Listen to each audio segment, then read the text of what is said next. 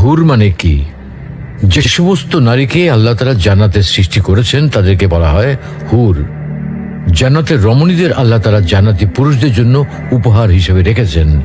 আল্লাহ তাআলা তাদেরকে জান্নাত প্রাপ্ত পুরুষদের সাথে বিয়ে দেবেন, ফলে তারা স্বামী স্ত্রী হিসেবে চিরকালের জন্য জান্নাতে বসবাস করতে থাকবে।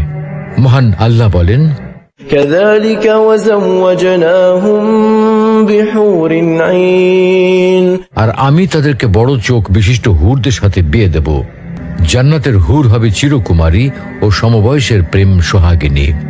জান্নাতে একজন হুর যদি দুনিয়ায় একবার দৃষ্টি দিত, তাহলে আকাশ ও জমিনের মধ্যবর্তী স্থান সুবাসে ভরে যেত।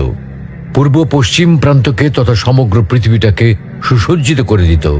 প্রতিটি চোখ সব জিনিস থেকে দৃষ্টি ফিরিয়ে তার দিকে চেয়ে থাকত এবং সৃষ্টিকুল আল্লাহর প্রশংসা ও বড়ত্ব বর্ণনা করত।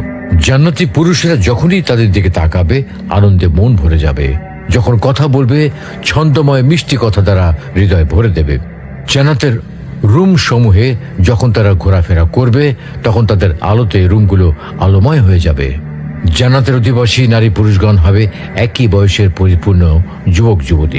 জান্নাতের হুর যখন তার স্বামীর চেহারার দিকে তাকাবে, তখন তার হাসিতে জান্নাত আলোময় হয়ে উঠবে। যখন তারা স্বামীর সঙ্গে কথা বলবে, তখন কতই না সুন্দর হবে সেই কথোপকথন।